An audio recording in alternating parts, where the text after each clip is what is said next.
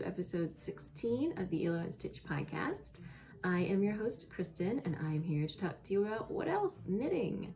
I will also be talking about knitting pattern design, goings-on in the fiber arts community. In this episode, I actually have something off the needles to share with you. And as usual, there's always a good chance that I'm going to mention Diego Luna at some point. So thank you everyone for joining me for this episode. Special thank you to my Patreon patrons who help keep the podcast up and running. And a special welcome to anyone who is checking out the podcast for the first time. So if you don't know me already, my name is Kristen Janik. I am a knitting pattern designer and knitting instructor. I am also a mom to two very mischievous little boys and wife to a very tall man from Peru. We live in the Maryland suburbs of Washington, D.C. When I'm not knitting, I'm usually watching baseball, doing yoga, out in my vegetable garden, drinking wine, but it is mostly about the knitting, so let's start talking about it. All right, so we made it through the worst time of the year, in my opinion at least. We're out of the woods. January and February are over. It is March. Spring is on the way. I hope wherever you are, it is starting to warm up. It is starting to warm up here, but I know that we will get one more blast of winter at some point this month. I always get my hopes up when the weather starts getting warm, and then I am always inexplicably surprised when winter makes its comeback, but I know that it will. However, it has been, generally speaking, warming up. It was a little chilly yesterday. It's not super warm today, and it's windy today, but the high Monday is near 70, so that is something to look forward to. And it is starting to feel a bit more like spring. The crocuses are coming up, or daffodils, I don't know. Whatever, somebody else planted them in this yard, but they are coming up. I am getting started on my gardening, which I will talk about a little bit more later. I have been able to spend more time outside. JJ's school is about a mile away, so when the weather is nice, sometimes Ollie and I will walk up there to get him instead of driving. I was able to do that once this week. I also try to use Ollie's speech therapy time. He goes to speech therapy twice a week, and I usually try to use that 45 minutes to walk when the weather's nice, and I was also able to do that this week. So spring is on its way, but I'm not ready to put away the hand knits just yet. I feel like I can't really do a Chatterbox segment without mentioning the coronavirus, which is of course all over the news, all over everything. We do have 3 confirmed cases in Maryland, in my county. I'm just trying to remain calm.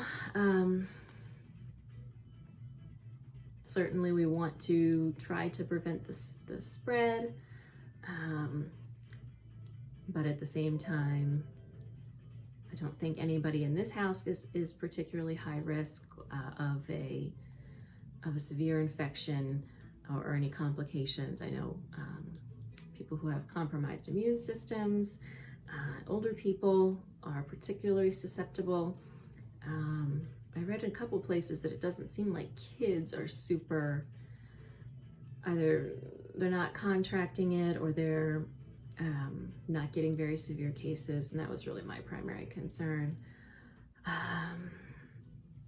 So trying to wash hands and cover coughs and sneezes, but other than that, I don't feel like there's too much we can do other than just watch and wait.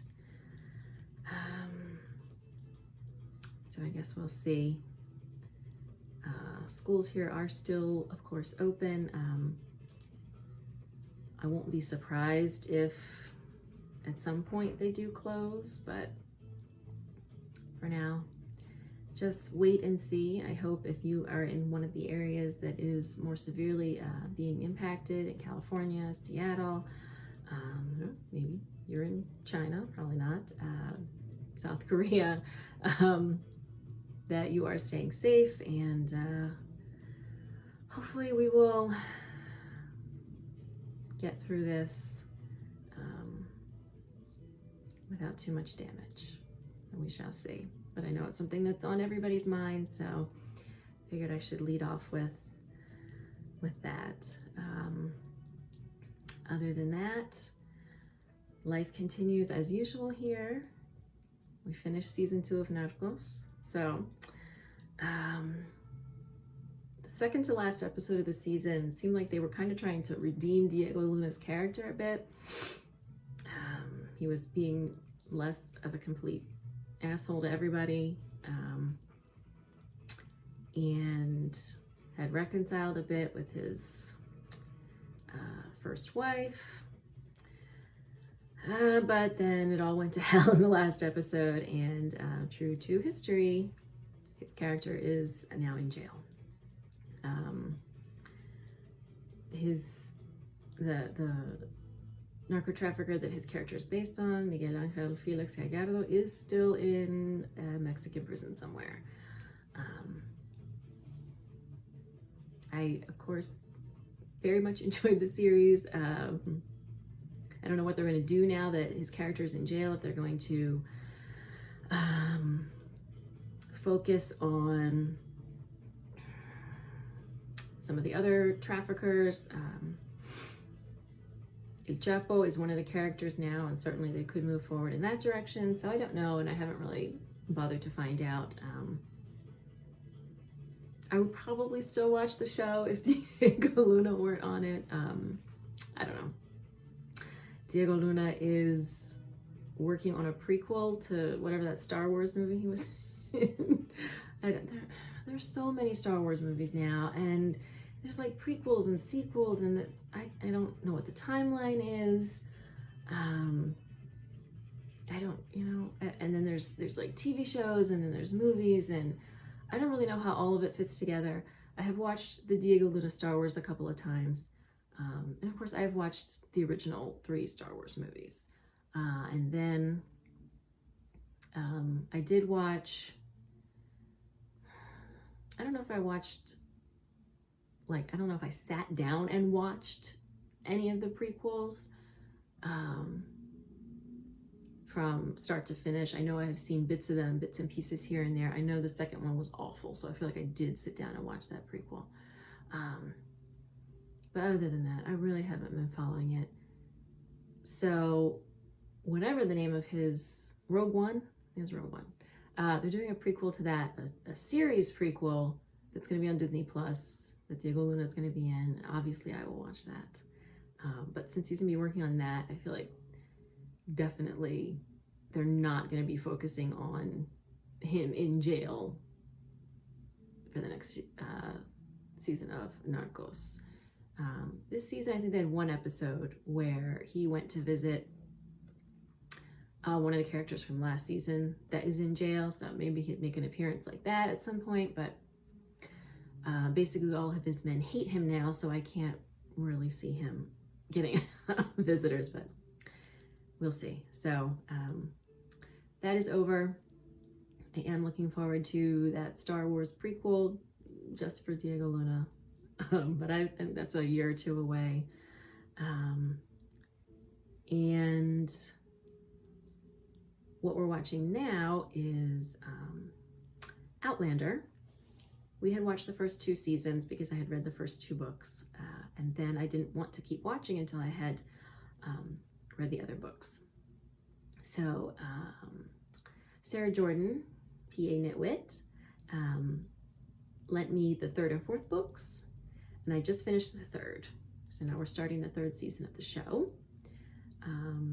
And I've got, it's about 2 months, almost exactly, to Marilyn Sheep and Wool, which is like when I would like to give Sarah her books back. So now I've got 2 months to finish the 4th book, which sounds like plenty of time, but I don't get to read nearly as much as I would like to, which is mostly my own fault because I lay down in bed and I could read, but I play with my phone or I start to read and then I just fall asleep. So, and the books are both over 1,000 pages. So I did start the 4th one right away, and hopefully I will get that finished while we are watching the 3rd season. We've only watched the 1 episode so far.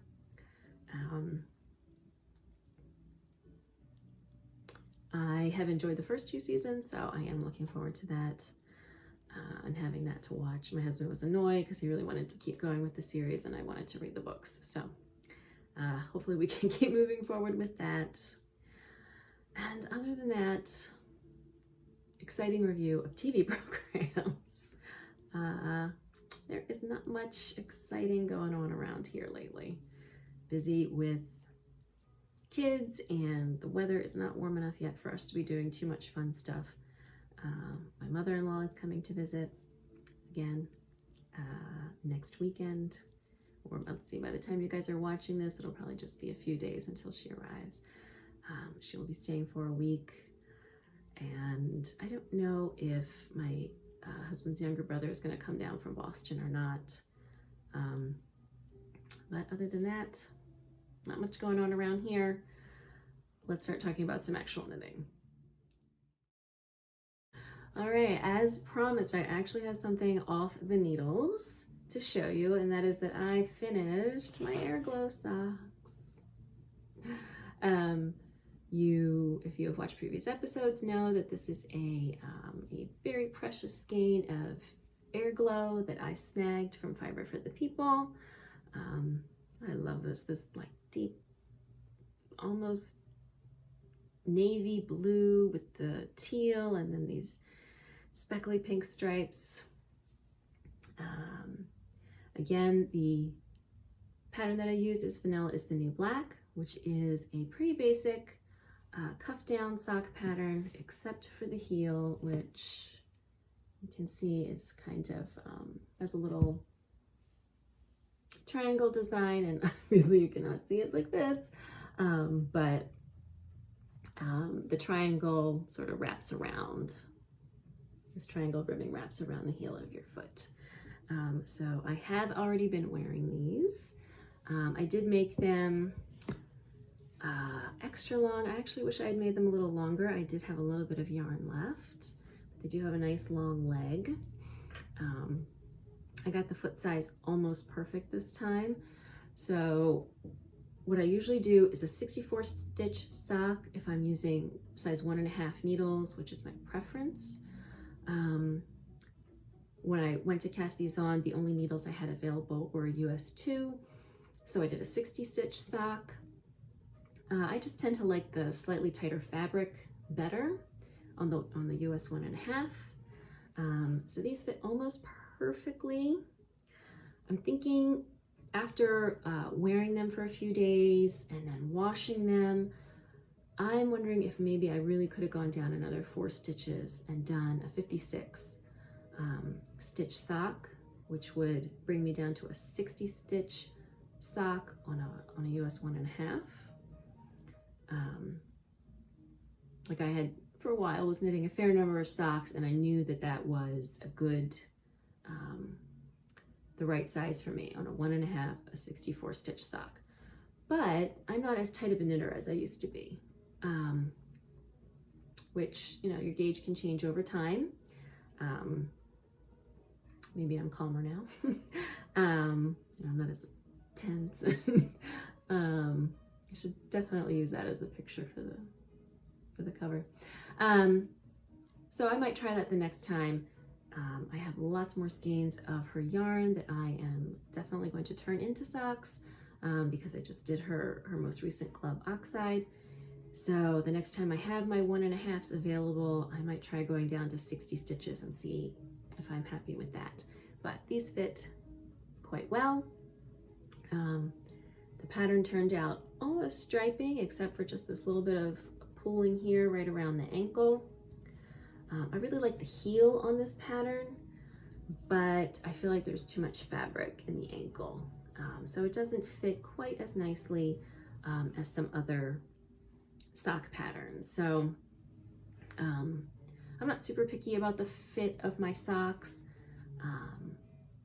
You know, these are fine for wearing around the house, even if they're a little bit looser in this area than I would like. But if that's something that you know would bother you, this might not be the pattern for you. But here they are, all done. One thing off the needles for 2020. Speaking of fiber for the people, just today she opened up spots in her next yarn club, and I will admit that I set a timer and hopped on my computer so that I could sign up for her next yarn club. The club is called Values. It is another 6-month club. I was really torn about whether I wanted to get the merino single or the merino cashmere nylon DK option. She didn't have the split option this time. That's what I got last time for her club. So I got 3 skeins in fingering weight and 3 in DK. But this time I actually had to choose. But ultimately I went with the fingering weight as just being more flexible. So looking forward to that. And hopefully there were plenty of spots left for other people, but I'm happy that I got my spot. So as for on the needles, the last time I recorded, I had been working on the framework bralette. I believe this is it right here. And I tried it on and it is too big. So I had gotten 3 of the 4 cups done, and at that point was able to try it on. And it needs to have a lot of negative ease because you're asking kind of a knit fabric to do a lot of work, supporting your boobs. And in order to do that, you need the fabric to fit very closely. And this does have some negative ease, but it's just not enough. So when you put it on, it should stretch this way quite a bit, which is going to reduce the length of the body. And that just wasn't happening. And this hasn't even been blocked yet. And I already felt like it was too big. I am going to rip it out. I obviously haven't done it yet. Mostly because I decided that before I tackle this project again, which I'm definitely going to do, I would take a break from that pattern and cast on one of my Make 9 2020 projects. So that is what I've done. And I had cast on the Breeze Racerback, which is another Jessie Mae Martinson pattern. And this is the progress I've made so far, which maybe doesn't look like much. So this is worked from the bottom up, and it's basically just, you know, a big tube up until you hit the armholes. So what I'm doing for this, I don't know if you can see, for the hem, I just used the fingering weight yarn. And then for the body, I am combining a fingering weight yarn with a lace weight mohair. You can probably see it a little bit more. If I turn it this way, you can see all the fuzz. So this is super soft, nice and fuzzy.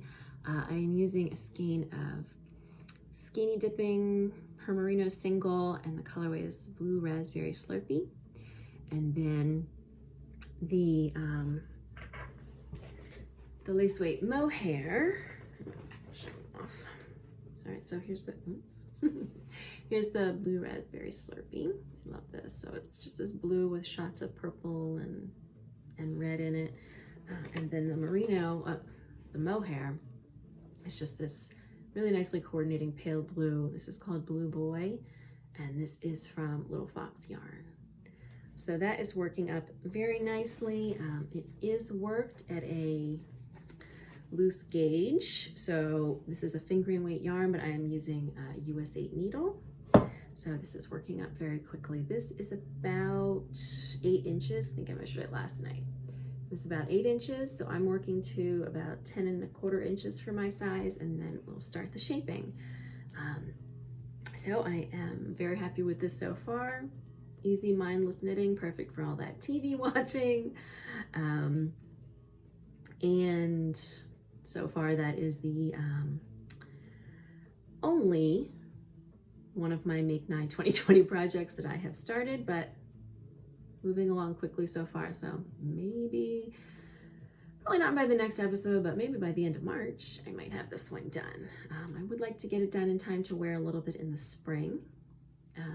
This is kind of a weird combination because it's like a racerback tank top, which is obviously a very light, not much coverage piece, but in this wool and mohair, so it should still be nice and warm, and should be nice to wear, I think, in the spring.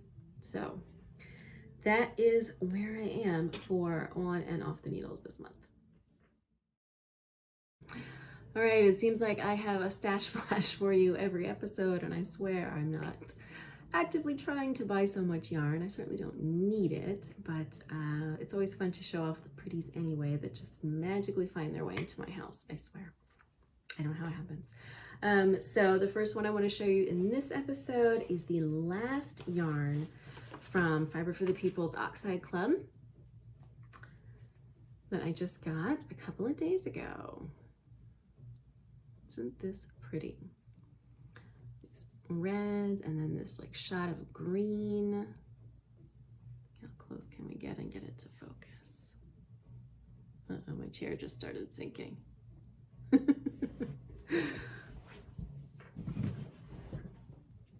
really need a new chair. All right, it doesn't seem like I can get this to focus any better.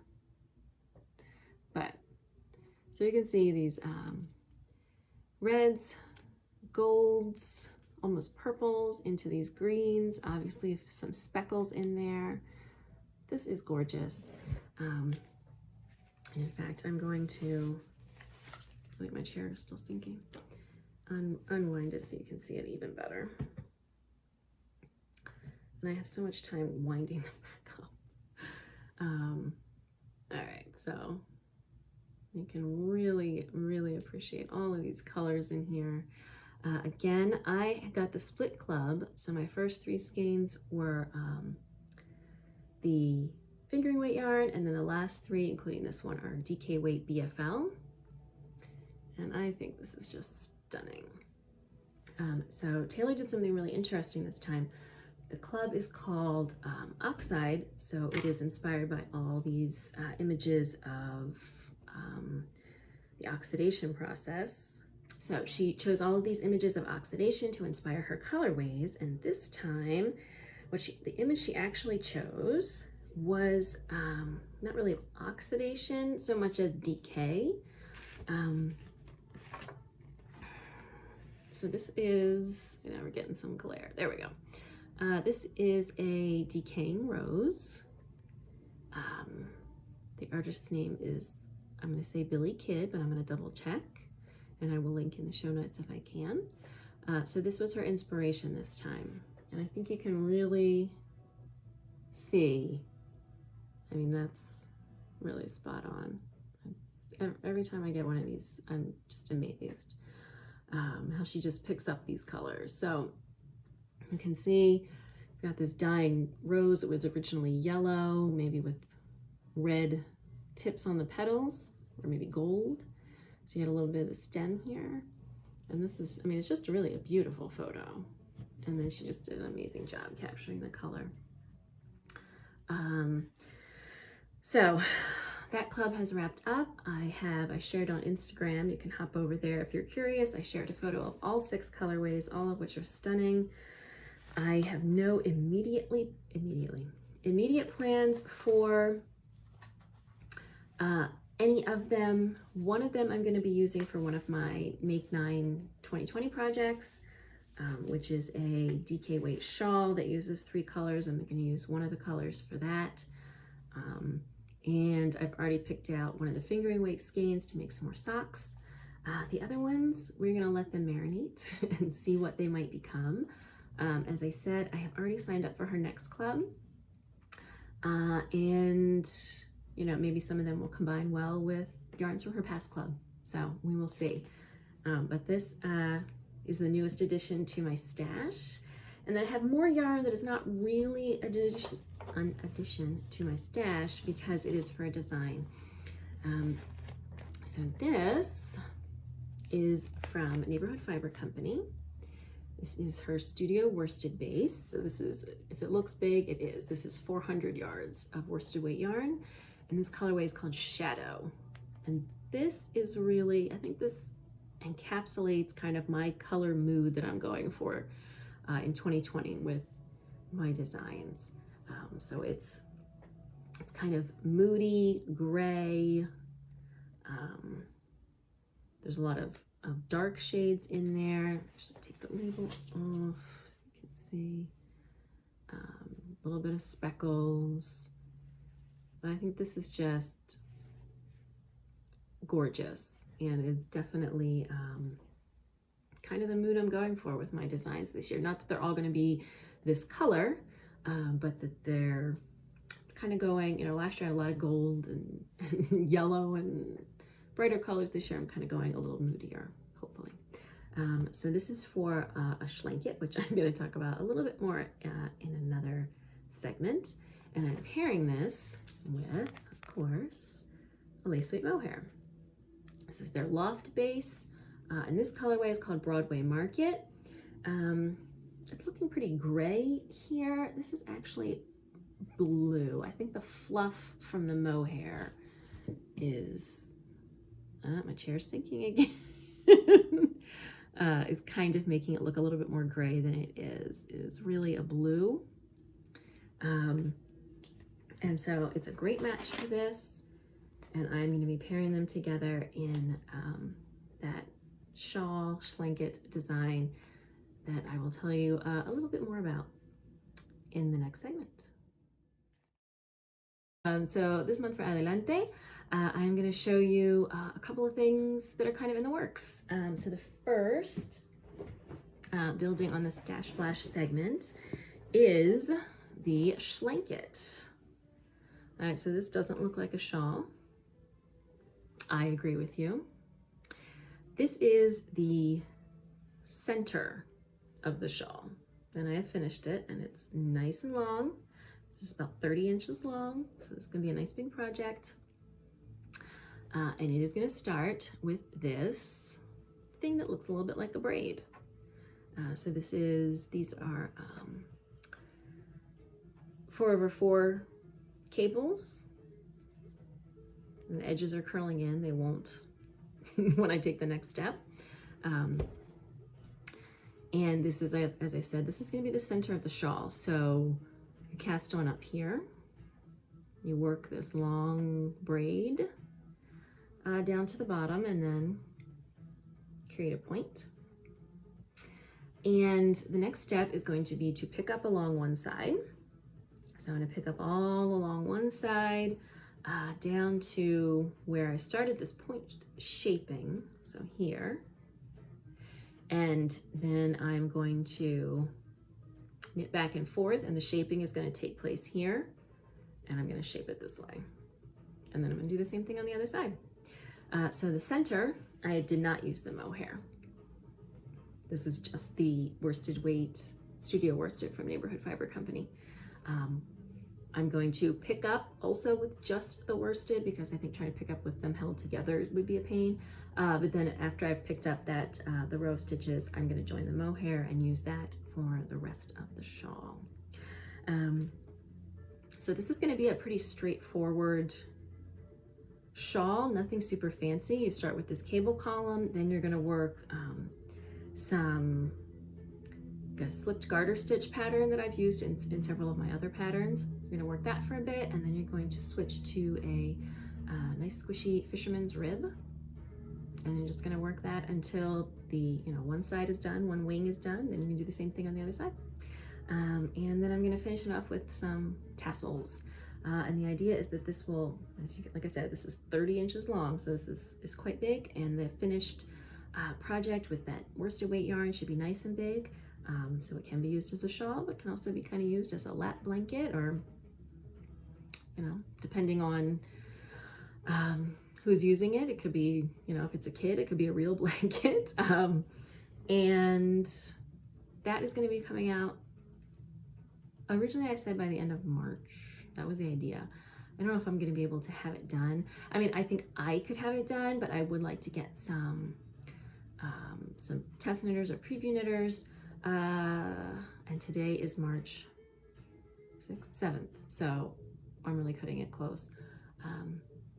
For my preview knitters, I don't require them to be done by a specific deadline, but I do require them to be started and have made some progress. And it's a little hard, like I've got the pattern written. Like I said, this is going to be really straightforward, but it's a little hard to ask for preview knitters when all you have is this. What are you going to show them? So that is coming, and it is going to be either late this month or early in April. I'd really like to get it done this month, but we will see how that goes. So that is the design I'm working on right now. I just finished, and of course cannot show you, a design for publication. I actually finished it a week and a half ahead of my deadline. I don't think that's ever happened before. Primarily because it was a bulky weight sweater. Also, I'm never knitting a bulky weight sweater again. It did knead up very quickly, but I was using those big needles. It hurts my hands. It's not comfortable for me. Maybe for other people it's not a problem. But I found it very uncomfortable. Also, it's very heavy. So especially at the end when I was working on the sleeves, trying to like maneuver the sweater around to work on the sleeves, it was not my favorite thing. So that will be coming out in the winter for a magazine. So of course I can't show you, but I have been working on that. I have one more design publication that I'm going to be working on this month and next month. It's not really true. I have one more design for this year. So it's going to come out in a winter issue of a magazine at the end of 2020. And that has to be, I think my deadline is April 27th. And then I do have another magazine project coming, but that is not actually going to be until next February 2021. And it is not due until August. So after I get this other design done for this coming winter, then I'm going to be really more focused on indie design moving forward this year. But now that I think about it, I really should get some more submissions going for next year's third-party publications. So then the other thing I wanted to show you is something that is just getting started. I started swatching this color work. I really love this. I don't know if I love it just because of the colors. This is some yarn that I bought to make the mesmeric cardigan. Oh, my hands are in front of my mouth, sorry. That I bought, it's just Knit Picks palette to make a mesmeric cardigan. I will link in the show notes to the pattern, and I don't know off the top of my head the designer, although probably I can pop a little thingy in right here that says what it is. And that is a saddle shoulder colorwork cardigan. It's absolutely beautiful, but it is a big undertaking. Part of it has to be done flat, knit flat. If you're familiar with a saddle shoulder, you knit the saddles first, then you pick up around the sides, and even if you're going to work a pullover, you have to work flat for a little bit to do some shaping around the neck, and working colorwork flat is just terrible. It's not impossible, but it is not fun, and especially with a complex design like something like this. So I bought the yarn for that project is what I'm saying. I bought the yarn for that project. I started it, I knit the saddles, I started the back, and I was getting so frustrated with having to work the color work flat that I kind of gave up on it. Maybe I'll get back to it at some point. I hope. It really is a beautiful cardigan. But I still have all the yarn, obviously, and I know I just needed a little bit to swatch for this. So I grabbed 3 of the colors from that project and started swatching this color work. This is kind of an Argyle-inspired color design that I came up with. I really want to make this into a sweater. So here is my sketch for it. As you can see, this would not be a colorwork yoke, but it would be a colorwork, sort of the lower half of the body would be the colorwork. And then the rest of the body would be just a solid color with contrast trim. And I'm kind of going for kind of a swingy shape, so an A-line shape in the body, and then bell-shaped sleeves that would end sort of right below the elbow. So I started swatching for this because I want to start thinking about yarn support, and I need a nice swatch to ask for yarn support. So I started swatching for this. I really love it. I don't know how people feel about color work that is using 3 colors in one round. I know it's a little bit more fiddly. I personally don't think it's the end of the world. If you have thoughts about that, I would love to hear them. But sort of in order to create this design, there are a number of rows where you are using 3 colors. I've already reached out to one dyer about possibly doing yarn support for that. This is not going to become anything until the fall. I think what I put on my calendar was October, November. But I did want to just show you guys the swatch because I think that it's just a fun pattern. It's turning out really well. And I really like the idea of using sort of 2 colors of the same shade. So here it's kind of like a light orange and a dark orange, and then using a contrast color. So we'll see how that turns out. But that is also in the works for this year. All right, so I have a new segment for you this time. And this is going to be about gardening, obviously, but the primary focus is going to be on what I hope will be my new hobby, which is growing and then using a dye garden. All the plants, I understand, are better grown in pots so they don't take over. So I will probably do that. And one of the plants is sort of a common plant, marigold. And I may put that in different areas to kind of hopefully attract bees to my vegetable garden, which I'm sure I will show off occasionally here in this segment as well. But for now, I'm going to be primarily focused on my dye garden. So I got, I'll show you guys my address, my seeds from Grand Prismatic Seeds. This was a seed company recommended to me by Adriana, Nano Adri on Instagram. She's gotten seeds from there in the past. And I got a whole mess of seeds for dye plants. So these 2, you can see, are already muddy because I have already started them. Primarily because I was starting some seeds for my vegetable garden last week and had some extra, what do they call it, peat pots, the kind where you can just put the whole thing in the ground.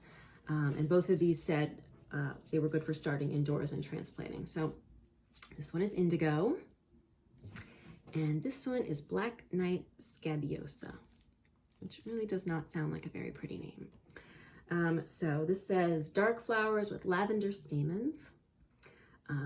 Great for contact dyeing, and then I think we're all familiar with indigo. So those are the 2 I've started so far. Let's see, I also have Queen Sophia Marigold. Marigold is recommended also for keeping pests out of your gardens. So like I said, I may put this in some strategic areas for that as well. This one says deep orange blooms with a hint of gold tracing the margins. So obviously that'd be a gold or yellow. Then we have, let's see, Tango Cosmos, which are also orange, loved by hummingbirds and bumblebees. So again, this might be one where I want to maybe think a little bit more strategically about where to put it, so it might also benefit my vegetable garden. I know there is another one that Adri told me is best in pots, so it doesn't explode all of your garden. I have to check my messages and figure that one out. So this is a direct sow. This one is double black hollyhock, which I'm gonna guess black. Prolific blooming dye plant, and it says plant in summer for blooms the following year. So we'll wait until summer for that one. Dyer's chamomile. Light fast yellow dye on wool. And madder. This is a red, but it takes 2 to 3 years for the roots to become suitable for dyeing. So it's just the roots that you're using for dyeing. So won't be seeing any action from this one for a while, but direct sow in late spring. So we have some time. And then the last one is Dyer's coreopsis. Wide range of colors and direct sown in the spring. So this is going to be my project for this year. To be honest, I'm not great with plants. I do okay with my vegetable garden, and I love my vegetable garden. But when it comes to flowering plants or indoor plants, house plants, I really am not great. So I don't know what the result here is going to be. We also don't have great soil. It's very clayey. So I need to kind of decide if I'm going to put like more of a raised bed into that space, so that I can control the soil better. Which is also, something to think about for the spring. It's not, it's very early March, and it's not quite warm enough to really be doing a whole lot outside just yet. Hopefully this coming week we'll have a couple of warm days. So I do kind of need to think about that. So we will see how that project goes. And I do have a copy of this, which is all about how to use these natural dyes that I am hopefully growing. It certainly doesn't tell me how to, care for my plants or anything, but it will tell me how to create the dyes. So I am ready to at least get started on what will hopefully be an interesting new hobby, and I will keep you guys posted when I have information to share about that. All right, I wanted to finish out this episode with a few quick news and notes. So the first one is that throughout the month of March, I'm going to be having a sample sale. As a designer, I accumulate a lot of samples. I do tend to wear my sweaters, as you can see, but other samples kind of end up sitting in a box. And they really start to accumulate after a while. And it seems a shame to just have them sitting around not being used. So I'm going to be having a sample sale throughout the month of March, and I've knocked 25% off the prices for the samples, and then I'm going to be also donating 25% of sales to Raíces, Texas, which is continuing to work with immigrants, asylum seekers, and migrants at the U.S.-Mexico border. So you can find everything that is being sold at mediaperuana.com/shop. I believe it is credit card payment. It could be PayPal. I'll check. It's definitely credit cards. I can't remember if I also have PayPal set up. But you shop directly there through my website. I will wash and block your sample, whatever it is, before I pop it in the mail to you. And then I will donate 25% of everything that I sell throughout the month of March to Raíces, Texas. So if you just don't get as much knitting done as you'd like and would love to grab a hand knit, this is a great chance to pick up a hand knit, get a good deal, and support a good cause. And so I have, I did have one sweater, but I think that I already sold, but there are a couple of vests, a couple of shawls, headbands, maybe a couple of hats, a pair of kids' socks. So there's kind of a big variety there for you to check out, or you could always, you have an event coming up that you wanted to give a hand knit gift, just buy one. No one will ever know. So throughout the month of March, sample sale supporting Raíces, Texas.